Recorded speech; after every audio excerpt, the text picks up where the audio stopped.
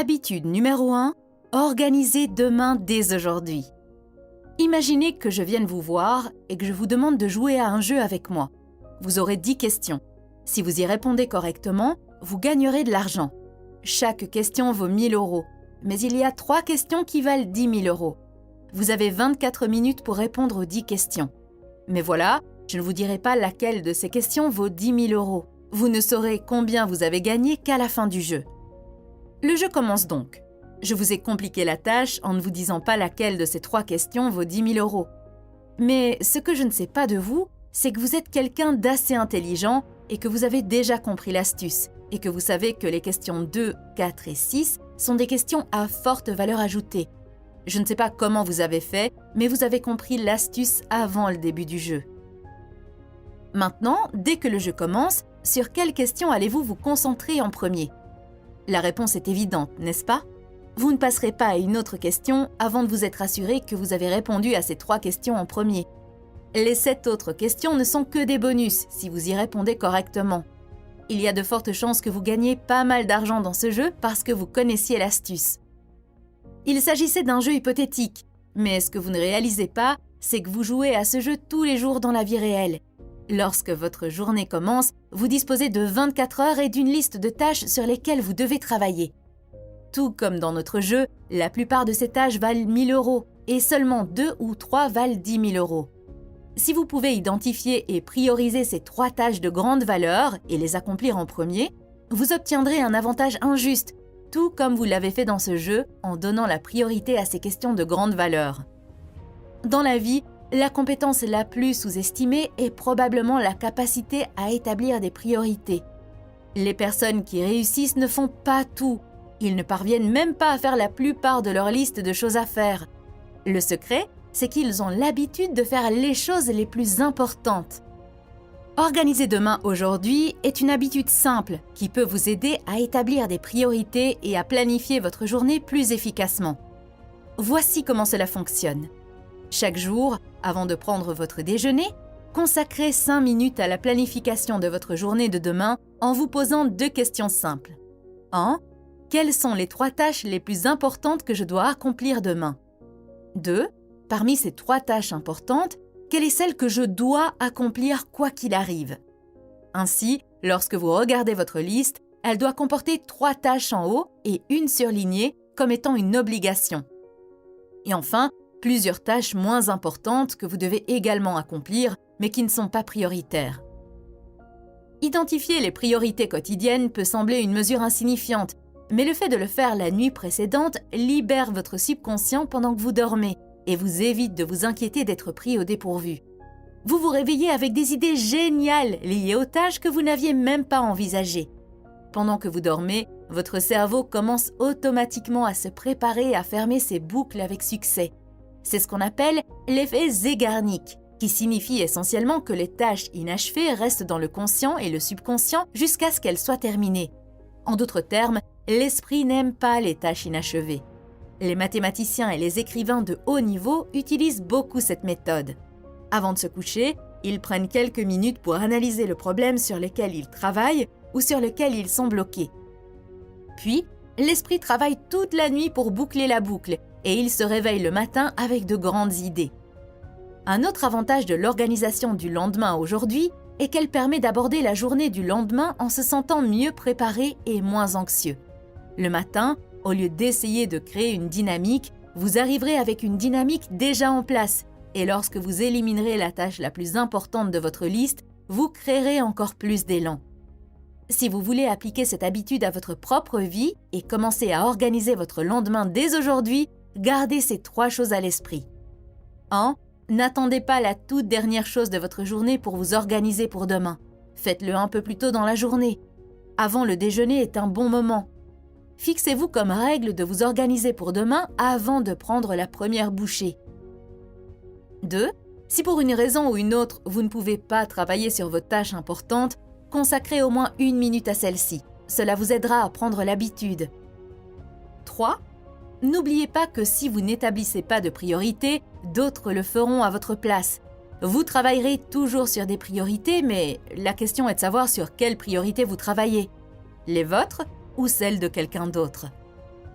Deuxième habitude, dire non. Vous venez de rentrer du travail. Votre femme et votre fils vous attendent pour que vous puissiez dîner ensemble. Vous vous asseyez pour manger et votre fils commence à vous raconter sa journée. Et c'est alors que votre téléphone vous affiche une notification. Un collègue a besoin de votre aide pour retrouver un document. Il vous demande si vous vous souvenez de l'endroit où vous avez laissé le rapport de vente. Vous interrompez votre fils et commencez à envoyer un SMS à votre ami. Que pouvez-vous faire, pensez-vous? Vous devez aider votre collègue ou il aura des ennuis. Pendant ce temps, votre famille dîne et votre femme est la seule à savoir ce qui s'est passé pendant la journée d'école de votre fils. Je suis sûre que si je vous demandais qui est le plus important pour vous, votre fils ou votre collègue, vous répondriez « mon fils, bien sûr ». Mais ce que vous venez de faire, c'est échanger quelque chose d'important contre quelque chose d'urgent. Urgent et important sont deux choses différentes, mais il est très facile de les confondre. Par exemple, disons que vous êtes au travail et que vous essayez de terminer un rapport avant la fin de la journée. Il s'agit d'un rapport que vous devez remettre tous les jours avant 18h.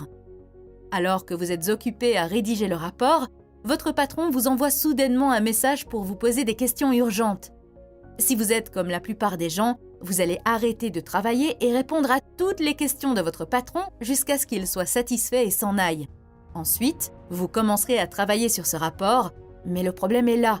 Vous avez déjà perdu de l'élan et du temps, ce qui signifie que vous allez probablement manquer l'échéance de 18h et faire des heures supplémentaires. En plus de cela, vous allez également manquer le dîner avec votre famille. Et lorsque votre partenaire vous demandera pourquoi vous avez du retard, vous commencerez à vous plaindre de votre travail et à blâmer votre patron. Je sais que cela ne vous plaira pas, mais c'est vous qu'il faut blâmer, pas votre patron. C'est vous qui n'avez pas eu le courage de dire non à votre patron. C'est vous qui avez échangé quelque chose d'urgent contre quelque chose d'important. La bonne chose à faire dans ce scénario était d'expliquer à votre patron que vous allez travailler contre une échéance importante et que vous reviendrez vers lui une fois que vous aurez terminé. Les choses urgentes se présentent tout le temps. Lorsque vous dites oui à une chose urgente, vous dites non à une autre chose importante. Tout comme lorsque vous avez dit oui à votre patron, vous avez dit non à votre propre travail et à votre famille. Je sais que dire non est difficile, inconfortable, et que nous n'avons pas l'habitude de le faire, surtout lorsque la personne est au-dessus de nous. Mais sans cela, la vie devient impossible à gérer. J'ai entendu un jour l'histoire d'un athlète à la retraite qui était toujours prêt à aider les gens. Pendant des années, il a aidé tout le monde, de toutes les manières possibles, au point qu'il était plus épuisé qu'il ne l'avait jamais été avant sa retraite et qu'il passait de moins en moins de temps à la maison avec sa famille. Il a donc opéré un changement très simple. Il a placé une photo de sa femme et de ses enfants sur son bureau, à côté de son téléphone. Chaque fois qu'il recevait un appel, il s'arrêtait un instant et réfléchissait à ce à quoi il disait oui et non. Il n'a pas cessé d'aider les autres, mais il est devenu plus sélectif dans ses actions. N'oubliez donc pas que lorsque vous dites oui à quelque chose, vous dites non à beaucoup d'autres. Vous êtes toujours en train de choisir. Choisissez avec sagesse. Mettez une note autocollante sur votre ordinateur s'il le faut, faites ce qu'il faut, mais faites du non une habitude quotidienne. Je ne veux pas donner l'impression que j'ai maîtrisé ces habitudes et que je suis là pour vous les enseigner. Non, je lutte encore.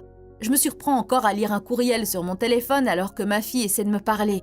Je rate encore des dîners parce que j'ai oublié de dire non. L'important, c'est que par rapport à hier, je suis un peu meilleure aujourd'hui pour dire non. Et c'est ce qui compte.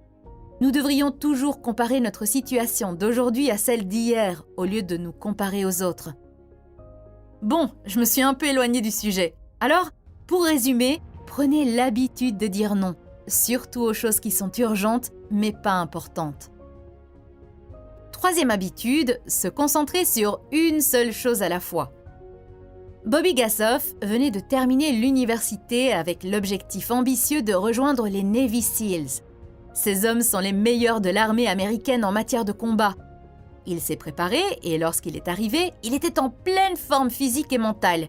Mais il y avait une chose appelée Hell Week, semaine de l'enfer, à laquelle il n'était pas préparé. Elle avait pour but de séparer les plus forts des autres, et c'était brutal. Ils ont dormi moins de 30 minutes par nuit, et ils ont toujours eu froid et été mouillés. Le troisième jour, Bobby est complètement épuisé. Il lui reste encore 4 nuits à passer et le meilleur coureur et nageur du groupe vient d'abandonner. Lorsque les internes avaient enfin quelques minutes pour manger entre deux activités, les instructeurs marchaient parmi les hommes épuisés et annonçaient la longue liste d'activités brutales prévues pour le reste du temps restant. Cette tactique avait pour but d'accabler les candidats les plus faibles et de les éliminer. Bobby pensa lui aussi à abandonner, mais il mit au point une stratégie. Il se concentre sur un seul point. Penser aux 4 longues journées de torture qui s'annonçaient le rendez-vous. Aussi décida-t-il de ne se concentrer que sur la toute prochaine étape. Bobby agissait comme si c'était la seule chose difficile qu'il avait eu à faire dans sa vie. Bobby s'est concentré sur la seule étape pendant toute la durée de l'opération.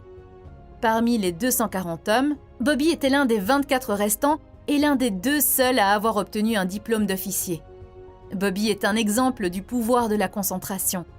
Lorsque vous vous concentrez sur trop de choses, non seulement vous êtes submergé, mais vous perdez de vue les choses vraiment importantes.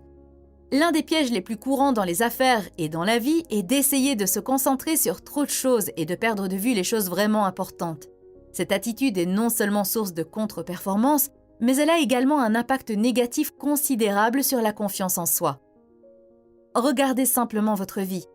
À combien d'informations avez-vous accès en moyenne par jour ? La technologie est extraordinaire, mais l'humanité est encore en train d'apprendre à l'utiliser. La technologie nous permet de recevoir plus d'informations, mais elle ne nous apprend pas à les hiérarchiser et à les traiter. Vous avez donc une boîte aux lettres électronique pleine, plusieurs messages à répondre, des cours à suivre pour vous améliorer au travail, des événements de réseautage auxquels vous devez assister, et vous devez encore trouver du temps pour vos proches. Sur lequel de ces éléments allez-vous vous concentrer ? Voici ce qui va certainement se passer si vous vous concentrez sur trop de choses. Vous ne vous sentirez pas épanoui. Vous serez toujours occupé, mais pas productif. Il y a une grande différence entre être occupé et être productif. Les personnes occupées sont comme un feu qui produit beaucoup de fumée mais très peu de chaleur, alors que les personnes productives sont comme un feu intense sans fumée. Les personnes occupées sont très douées pour produire un énorme nuage de fumée. Elles sont toujours en train de parler au téléphone, de courir d'une réunion à l'autre et de faire des heures supplémentaires.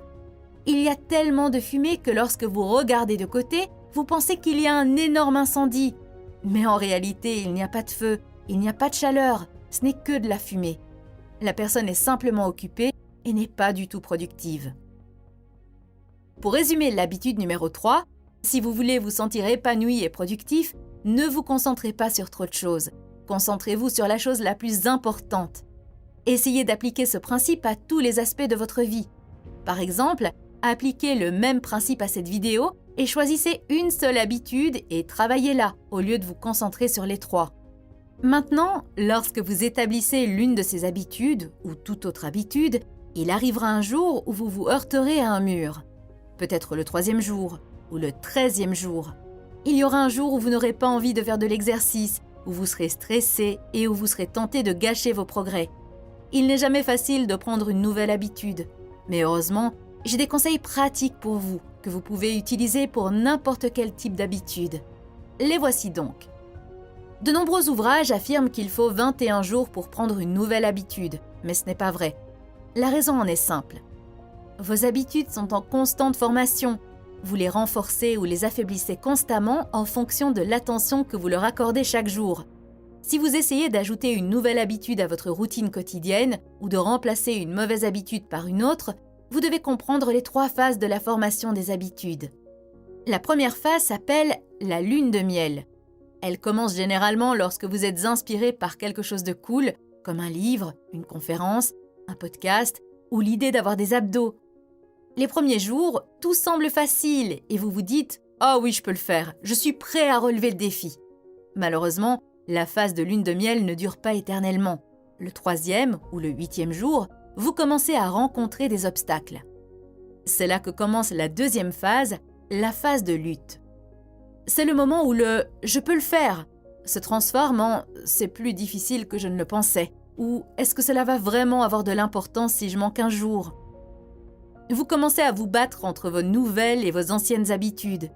C'est une étape normale et la plus importante, car c'est là que la plupart des gens abandonnent. C'est le cimetière de nombreuses habitudes. Pour passer cette étape, il vous suffit de gagner 2 ou 3 de vos luttes. Voici 4 techniques pour vous aider à passer cette étape avec succès. 1. Ritualiser.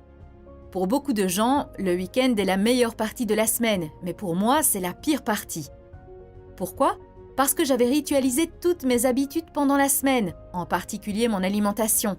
Or, le week-end était le seul moment où je n'avais pas de rituel. Très souvent, je mangeais sainement et je faisais de l'exercice toute la semaine, mais je finissais par gâcher tous mes progrès pendant le week-end. Pendant un certain temps, je n'arrivais pas à comprendre pourquoi cela se produisait, mais je me suis rendu compte que c'était parce que j'avais très peu de rituels pour le week-end. Donc, si vous voulez gagner facilement vos luttes, ritualisez votre nouvelle habitude pendant toute la semaine. 2. Reconnaissance.